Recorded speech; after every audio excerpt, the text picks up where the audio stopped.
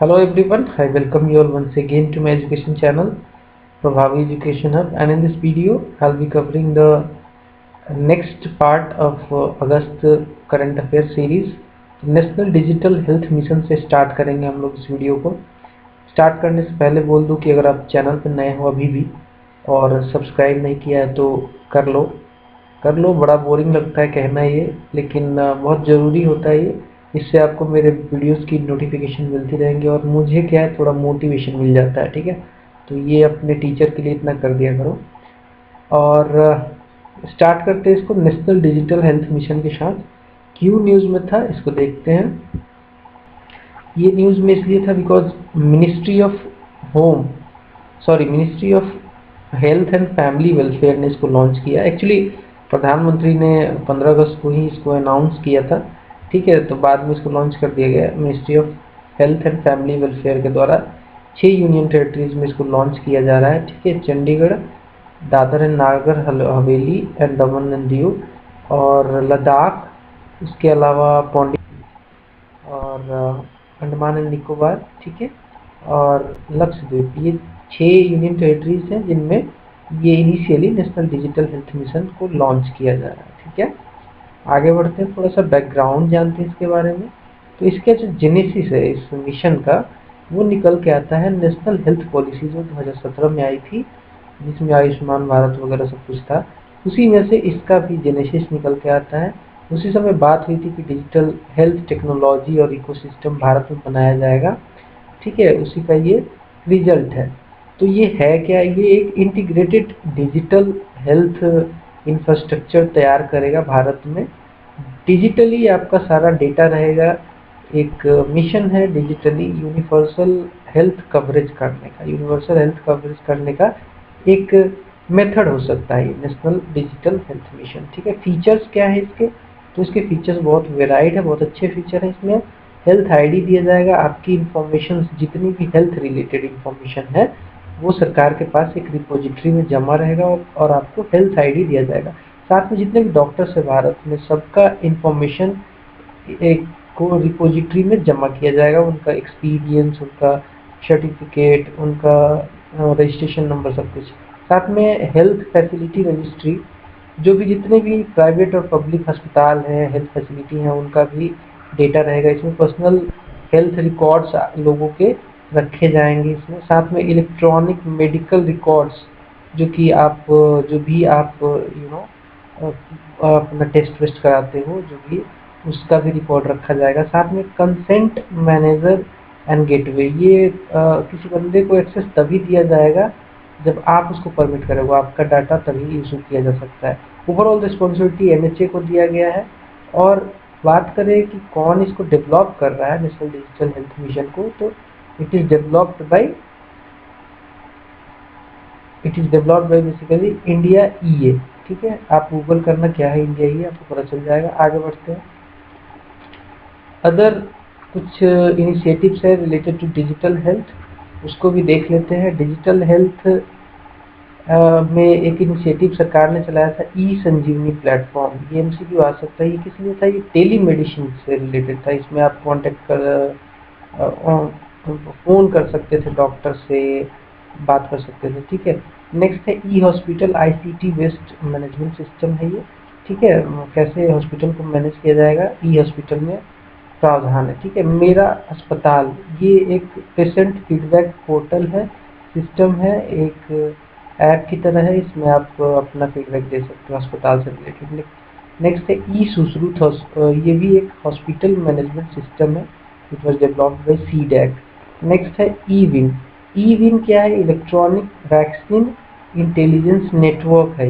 ये क्या करता है, तो जितने भी मेडिसिन है उनको क्या प्रॉपर टेम्परेचर मेंटेन हो रहा है कि नहीं, तो कोल्ड चेन में रखे रहते हैं, उसको मॉनिटर करता है जितना भी मेडिसिन है उसका टेम्परेचर। नेक्स्ट देखते हैं, नेशनल काउंसिल फॉर ट्रांसजेंडर अभी एक बनाया गया है, ये न्यूज़ में था काफ़ी।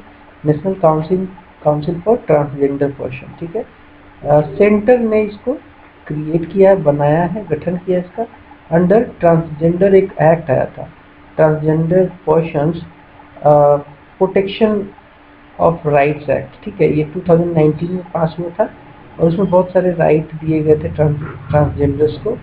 जो कॉम्पोजिशन रहेगा इस काउंसिल का, उसको बेसिकली इसमें सबसे टॉप पे बैठेंगे union minister for social justice and empowerment, ठीक है, ये इसके चेयरमैन होंगे। जो ये बॉडी होगी ये एक सेक्रेटरिएट लेवल ऑफिसर्स की बॉडी होगी, ज्वाइंट सेक्रेटरी लेवल की।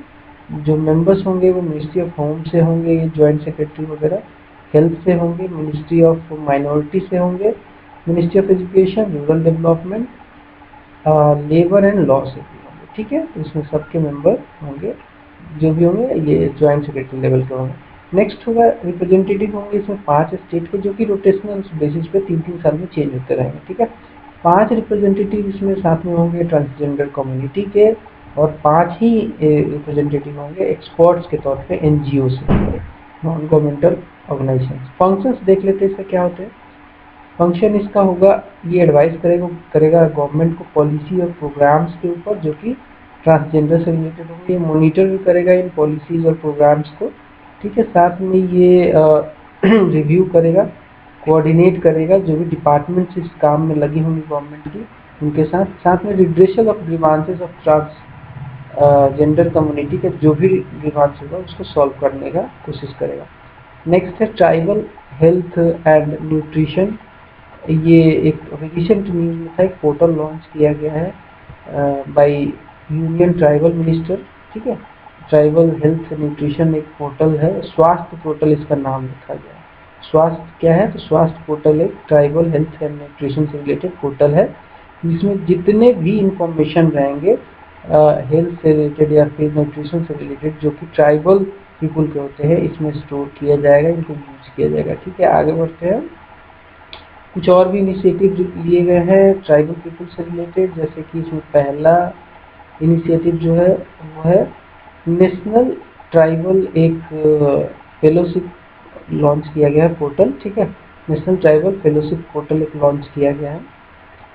ये बेसिकली एक इंफॉर्मेशन देने का, इजी इंफॉर्मेशन देने का ट्राइबल्स को एक प्रोविजन है इसमें। और एक और इनिशिएटिव लिया गया है empowering tribals and transforming India, ठीक है।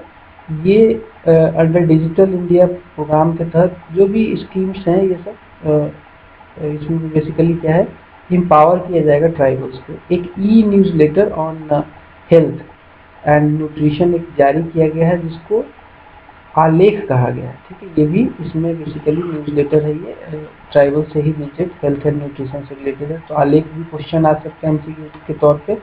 क्या क्वेश्चन हो सकता है आलेख से रिलेटेड, आपको बता दिया मैंने। 104 मिलियन टोटल ट्राइबल्स है हमारे कंट्री में, जो कि 8.6% के आसपास है। और मोस्ट जो है वो सबसे ज़्यादा एमपी में है, महाराष्ट्र, उड़ीसा और राजस्थान में उसके बाद, ठीक है। तो ये स्टेटस है हमारे ट्राइबल्स का। आगे बढ़ेंगे।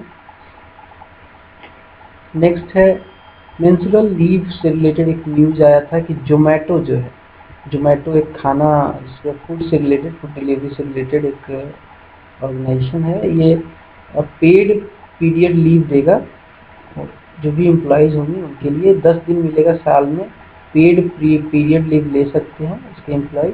अदर इंफॉर्मेशन इससे रिलेटेड, मेंस्ट्रुअल से रिलेटेड बता दूं तो बिहार में 1992 में ही, बहुत पहले की बात है ये, 2 दिन एक्स्ट्रा कैजुअल लीव दिया था और आज भी चल रहा है, पर मंथ मिलता है वहाँ पे आज भी। एक मेंस्ट्रुएशन बेनिफिट बिल भी इंट्रोड्यूस किया गया था 2017 में, जो कि लोकसभा में टेबल्ड है ऑलरेडी, लेकिन अभी पास नहीं हुआ है।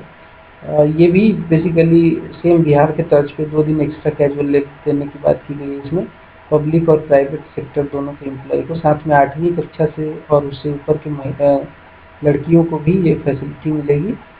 नेक्स्ट देखते हैं चाइल्ड लेबर।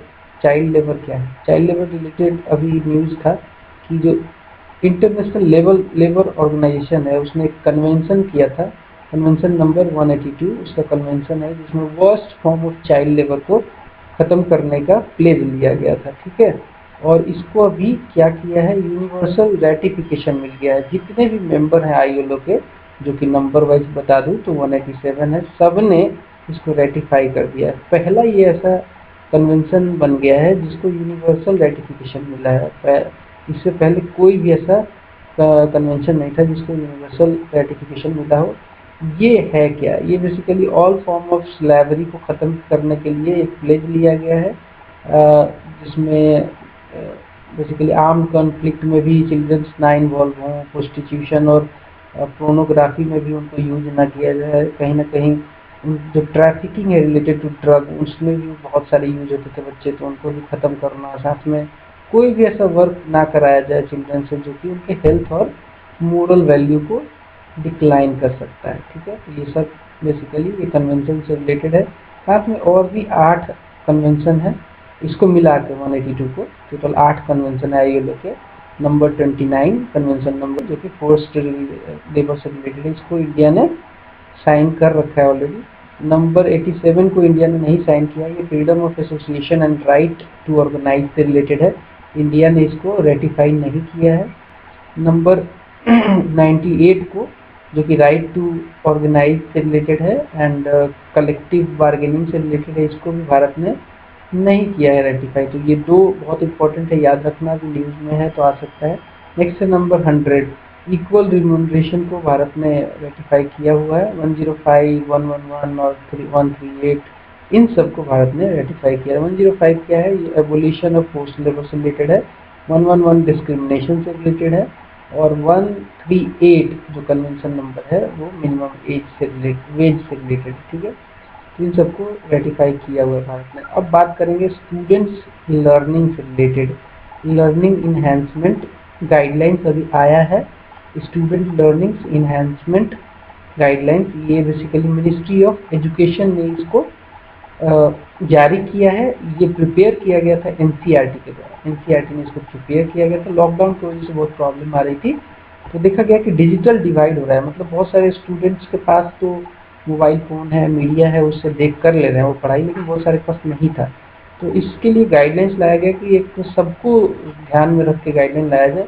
तो गाइडलाइन में सबसे पहले जो स्टूडेंट्स हैं जिनके पास कोई मीडिया नहीं है, ये इंटरनेट नहीं है, मीडिया नहीं है, मोबाइल वगैरह कुछ भी नहीं है, उसके लिए क्या किया जाएगा, तो उसके लिए सर्वे कराया जाए स्कूल के द्वारा, ताकि किसके पास ऐसा नहीं है, ऐसे स्टूडेंट को ढूंढा जाए और स्पेसिफिक लर्निंग प्लान लाया जाए उनके लिए। टेक्स्ट बुक को ज़्यादा फोकस ना दिया जाए, बस लर्निंग आउटकम पे फोकस करें। डोर स्टेप डिलीवरी किया जाए, ऐसे स्टूडेंट को मतलब किताब वगैरह पहुंचाया जाए उनके घर पे।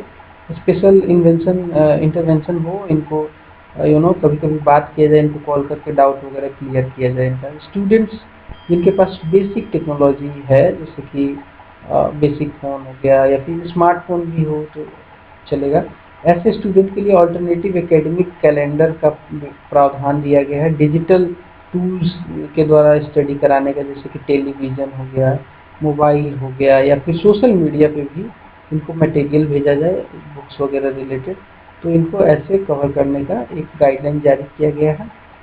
नेक्स्ट कैटेगरी है जिनके पास सब कुछ है, मतलब वो मोबाइल भी है, लैपटॉप भी है, वैसे लोगों के लिए है कि उनको रिसोर्सेज जो है, डिजिटल रिसोर्सेज सारे दिए जाए, रिकॉर्ड सेशन दिया जाए उनको रिकॉर्ड करके, और उनको सिंक्रोनाइज क्लासेस उनकी ली जाए। ठीक है, तो ये सब इससे रिलेटेड है। आगे बढ़ेंगे।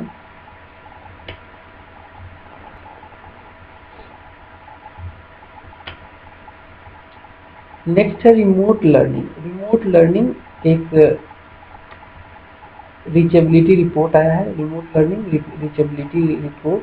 ठीक है, जिसमें बेसिकली ये रिपोर्ट जारी किया गया यूनिसेफ के द्वारा। यूनिसेफ एक बहुत बड़ी संस्था है, इसके बारे में आई होप आप लोग जानते होंगे, नहीं जानते तो गूगल करो। तो इसने बेसिकली ये जारी किया है, 100 कंट्रियों पे रिसर्च करके डेटा जारी किया गया है। ये लॉकडाउन की वजह से ही रिसर्च हुआ है कि क्या रिमोट लर्निंग यानी कि इंटरनेट के थ्रू लोगों की पढ़ाई हो पा रही है कि नहीं। तो इसमें की फाइंडिंग क्या निकल के आया है कि 31% जो भी स्कूल के चिल्ड्रेन है वर्ल्ड वाइड, उनके पास ये रिमोट लर्निंग का रीच नहीं है। वो उनके पास या तो इंटरनेट नहीं है, मोबाइल नहीं है, ऐसे मतलब रीच नहीं है उनके पास। 3 out of 4 of those who has no reach to remote learning, they are basically from rural area or they are from poor family। ये नंबर बता दूं तो सबसे ज़्यादा सब सहारन अफ्रीकन कंट्रियों में है। ठीक है, सब सहारन अफ्रीका में सबसे ज़्यादा इनका नंबर है जिनके पास ये फैसिलिटी नहीं है। भारत की स्पेसिफिकली बात करें तो 24% जो हाउस होल्ड है भारत में, वो इंटरनेट रखता है अपने पास, इंटरनेट की कनेक्टिविटी है, लेकिन 76% के पास इंटरनेट की कनेक्टिविटी नहीं है। तो एक बहुत बड़ा प्रॉब्लम निकल के आया है। अदर रीजन्स जिसकी वजह से भारत में लोग ऑनलाइन लर्निंग नहीं कर पाते हैं या फिर रिमोट लर्निंग नहीं हो पाती है, that is due to pressure to the course, ठीक है, या फिर फोर्स्ड वर्क, बच्चों को फोर्स वर्क कराया जाता है, पुअर इन्वायरमेंट फॉर लर्निंग, ये सब रीजन है, ठीक है। आगे बढ़ेंगे। नेक्स्ट है स्वच्छता। स्वच्छ सर्वेक्षण आया है, इसको बेसिकली 2020 में अवार्ड दिया गया है सिटीज को, स्वच्छ सर्वेक्षण 2020। अब इसके बारे में जान लो थोड़ा सा। ये अवार्ड अभी रिसेंटली अनाउंस हुआ है और ये जो अवार्ड है बहुत इम्पोर्टेंट है, हर साल इससे क्वेश्चन आते हैं। तो देखो इसके बारे में बता दूं तो ये एक एनुअल रैंकिंग सिस्टम है जिसमें सिटियों को, भारतीय सिटीज़ को रैंक किया जाता है, ये by ministry of housing and urban affair. ये 2016 में पहली बार ये सर्वेक्षण आया था, उसके बाद कंटिन्यूस हर साल ये आता है। हाइलाइट्स इस बार का बता दूं तो ये 5th एडिशन था, ठीक है, जिसमें 4242 सिटीज़ को रैंक किया गया, एसेस किया गया। 62 कैंटोनमेंट बोर्ड्स, कैंट्स जिसको कहते हैं, या फिर 92 गंगा टाउन, इन सबको यहाँ पे सर्वेक्षण किया गया है। इप्सोस एक ग्लोबल मार्केट रिसर्च कंपनी है जिसको ये टास्क दिया गया था सर्वेक्षण का। इंदौर इस बार भी सबसे नंबर 1 पे आया, क्लीनेस्ट शहर इस बार पाया गया इसको, 4th टाइम इसने ये फर्स्ट पोजीशन सिक्योर किया है। उसके बाद सूरत का नंबर आता है। Then cleanest capital city New Delhi है और NDMC उसका एक पार्ट है, ठीक है। क्लीनेस्ट स्टेट की बात करें जिसमें मोर देन 100 सिटीज़ हैं तो वो छत्तीसगढ़ है। क्लीनेस्ट स्टेट की बात करें जिसका नंबर सिटीज़ का 100 से कम है, वो झारखंड है। क्लीनेस्ट गंगा टाउन वाराणसी है। और क्लीनेस्ट जो मेगा सिटी है जिसकी जनसंख्या 40 लाख से ज़्यादा है, वो अहमदाबाद है। So that's all from this video. मिलते हैं अगले वीडियो में, मिलेंगे आप। तब तक के लिए मैं बता दूं कि अगर सब्सक्राइब नहीं किया है तो कर लेना एंड बेल आइकन को भी प्रेस कर लो और दोस्तों को भी बताओ यार, बार बार बोलना पड़ता है। चलो मिलते हैं अगले वीडियो में, बाय बाय।